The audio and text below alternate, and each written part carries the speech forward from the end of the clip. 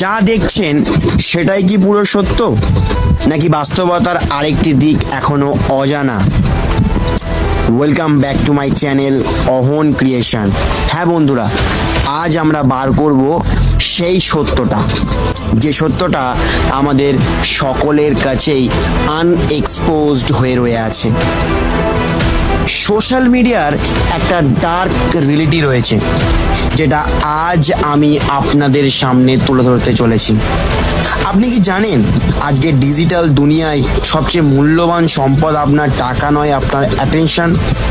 বড় বড় প্রযুক্তি কোম্পানিগুলি নিজেদের শুধু সোশ্যাল মিডিয়া কোম্পানি বলে না, অনেক বিশেষজ্ঞ এগুলোকে অ্যাটেনশন ইকোনমি এর অংশ হিসেবে ব্যাখ্যা করেন।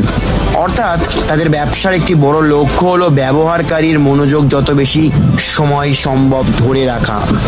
এই জন্যই ব্যবহার করা হয় ইনফিনিট স্ক্রোল, অটো প্লে এবং ভ্যারিয়েবল রিওয়ার্ড সিস্টেম এর মতো অ্যালগোরিদমিক ডিজাইন। আপনি পরের পোস্টে কি দেখবেন তা আগে থেকে জানেন না। এই অনিশ্চয়তাই অনেক মানুষকে আরও স্ক্রোল করতে উৎসাহিত করে। আরেকটি গুরুত্বপূর্ণ বিষয় হলো অ্যালগোরিদমিক অ্যাম্প্লিফিকেশন। অ্যালগোরিদম সবসময় সবচেয়ে সত্য তথ্যকে নয়, বরং যেসব কন্টেন্টে বেশি এঙ্গেজমেন্ট হয় সেগুলোকে আরও বেশি মানুষের সামনে নিয়ে যেতে পারে।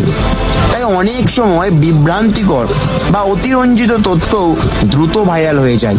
এবার আসি কনফার্মেশন বায়াসে। মানুষ সাধারণত এমন তথ্যকেই সহজে গ্রহণ করে যা তার আগের বিশ্বাসকে সমর্থন করে। ফলে অ্যালগোরিদম যখনই একই ধরনের কন্টেন্ট বারবার দেখায়, তখন একজন ব্যবহারকারী বিভিন্ন মত বা তথ্য কম দেখতে পারেন।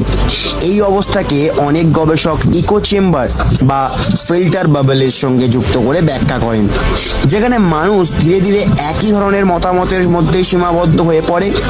তাই প্রযুক্তিকে দোষ দেওয়ার আগে প্রযুক্তি কিভাবে কাজ করে সেটা বোঝা আরো গুরুত্বপূর্ণ। কারণ তথ্যই শক্তি নয়, তথ্যকে সঠিকভাবে বিশ্লেষণ করার ক্ষমতাই আসল শক্তি। হ্যাঁ বন্ধুরা, আপনারা ঠিকই শুনলেন, তথ্যই কেবল শক্তি নয়, তাকে ব্যবহার করার ক্ষমতাটাই হলো শক্তি। ভিডিওটি যদি আপনাকে নতুনভাবে ভাবতে সাহায্য করে তাহলে লাইক করুন এবং অহন ক্রিয়েশনকে সাবস্ক্রাইব করুন।